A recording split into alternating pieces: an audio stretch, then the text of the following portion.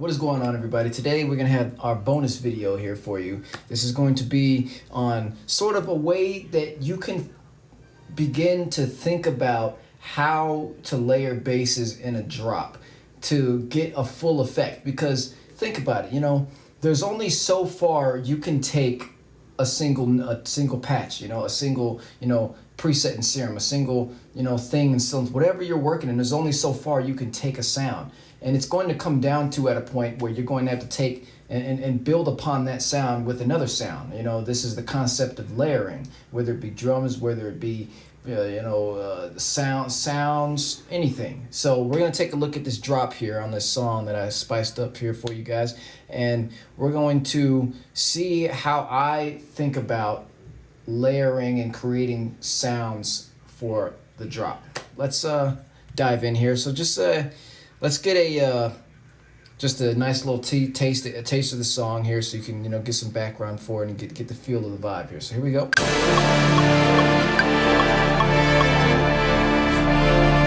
Let Lord.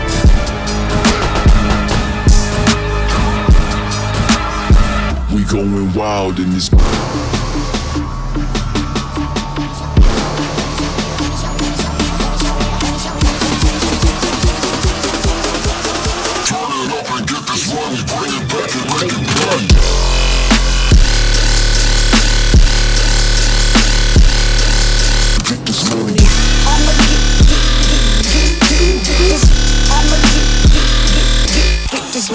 Oh my God. Oh, that's so sick. There's so many things going on in here, but it's like, it sounds so full and so together, and it's just, that's so dope. So there's the taster of it. It's still a work in progress, but check it out. Let's open up on the drop here. Let's open up the drop and see the different layers that are coming into effect here. So first off, let's just solo our synth section here, which is our mid-range synth basses here for the drop. So this is it soloed.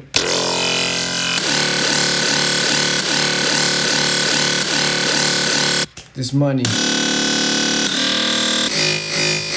Oh, so good. It's full. Like there was no low end at all. I do all the low ends separate in separate channels. It's because I have more flexibility. I have more space, create some more headroom within the sounds and be able to layer things in the mix down like a sandwich, a 3D sandwich, so to speak. So when we add in the low end, now the whole thing kind of comes together even more.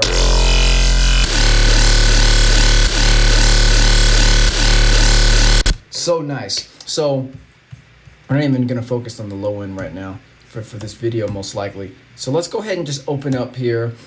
So this is it here. We've got on the first sustainy part of the drop here, there's 1, 2, looks like, there's 3 sounds coming together to make this whole sustainy part in the first 4 bars of the drop. Then as we move into the second 4 bars of the drop, we've got this here. There's a couple of different layers here, but there's 2 main ones that play consistently. We've got track 103 and track 97 that they play the whole way through the bass line spectrum here, as far as all the different notes of the bass line. And then we've got some additional notes, patches in here that are playing as complementaries to sort of add character and vibration to the sound. So let's just go in here and solo out every sound, and I will talk you through the thought process of how it fits into the mix down. So first sound here, track 97. Here we go.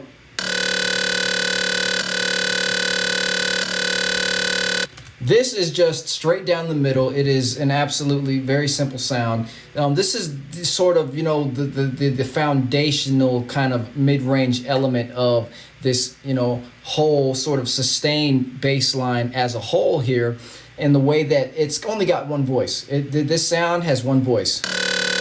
It's playing right down the middle. You put it in mono, you put it in stereo, it's going to be in the same spot.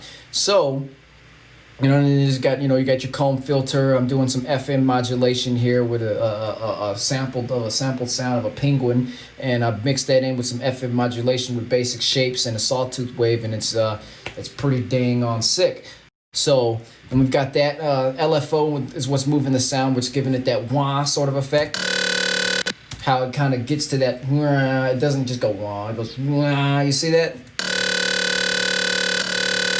You see, it's that kind of ridge right there that kind of brings it up to its full, you know, LFO position here, as far as you know, the way its tonal harmonics are concerned. But that's the basis of that sound. This isn't a sound design thing. This is how to think about sound design. So the next sound we have here, track 98. Take a listen to this.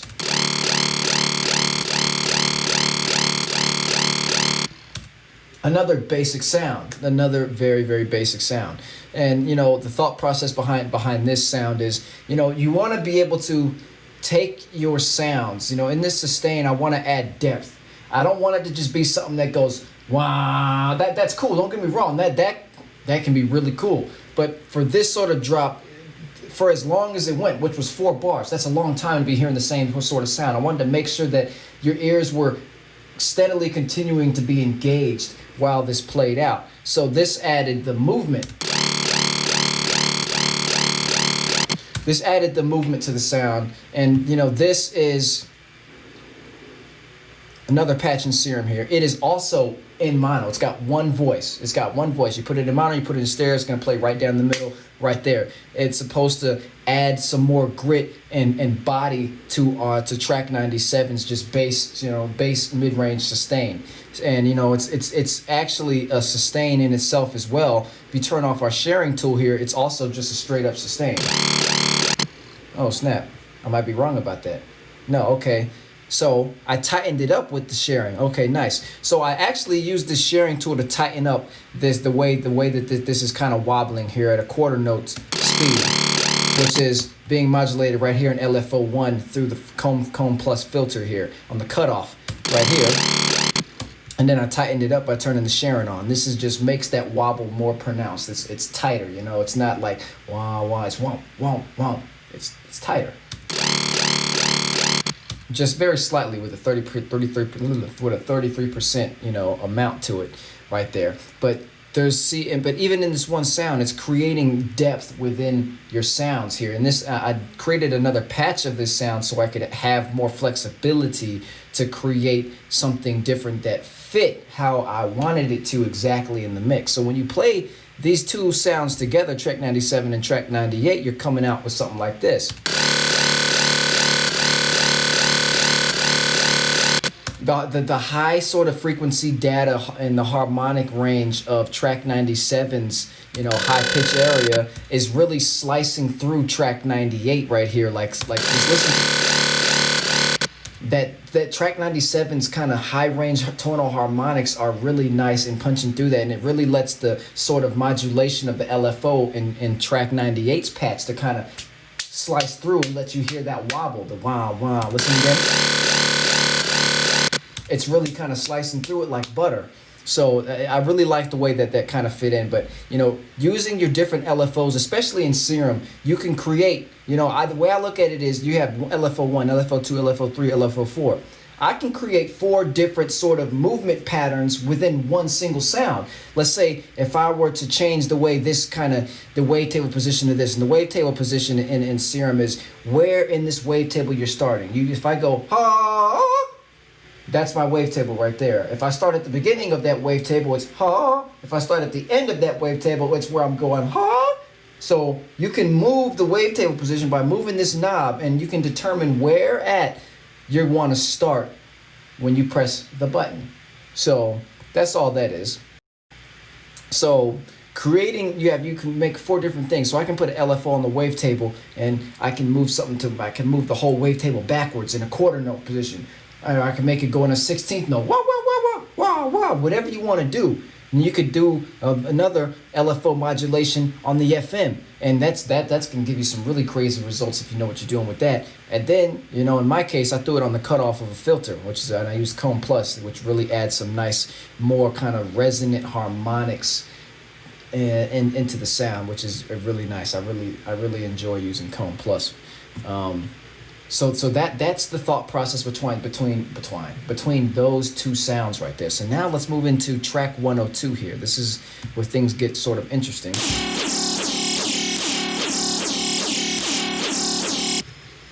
It's another sort of movement. It's another movement in the overall sound. But one thing that we notice about this, it is also a copy of track 98. It's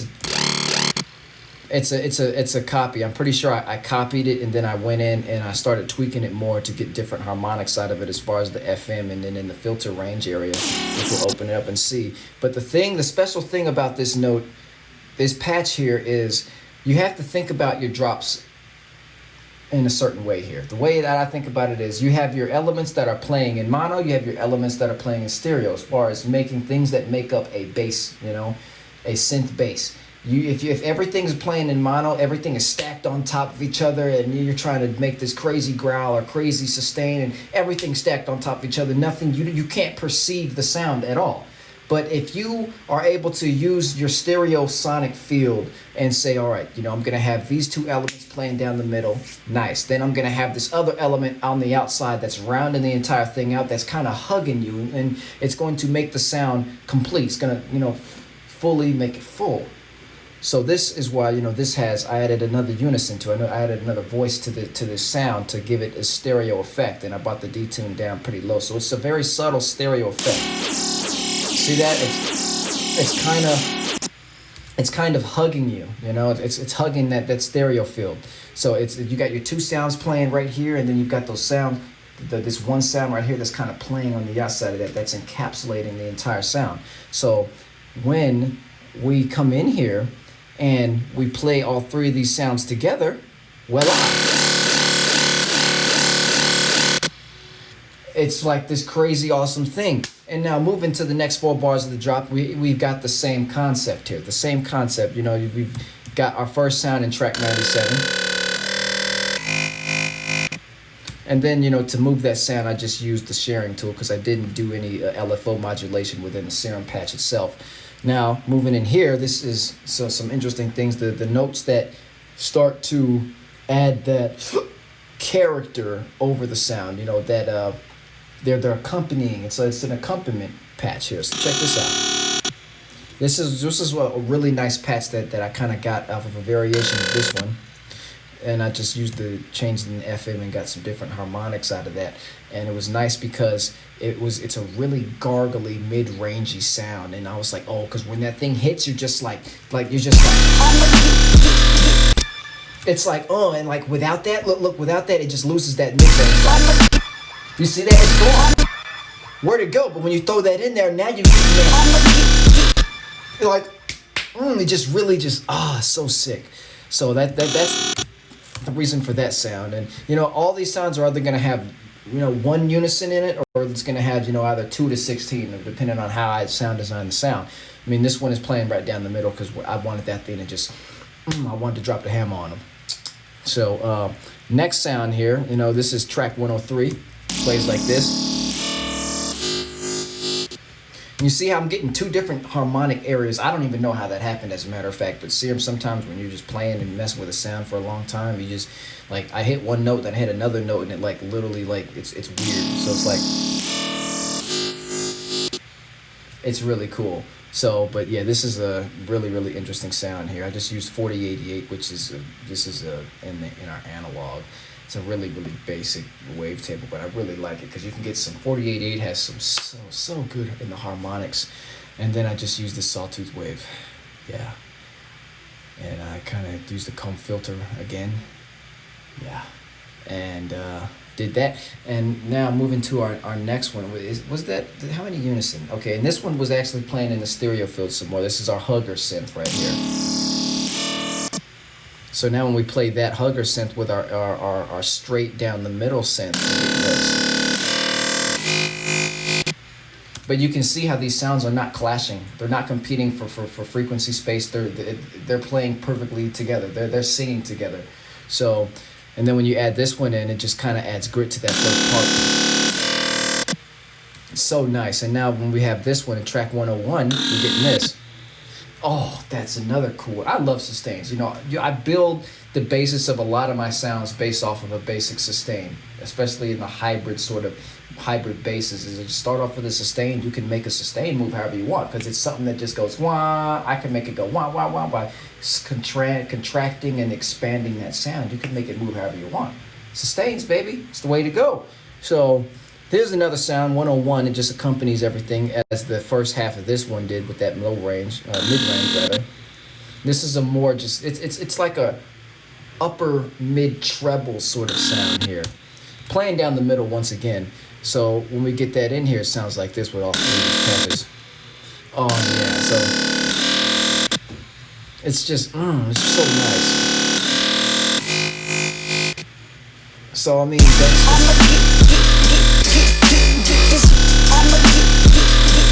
that's this money. I mean,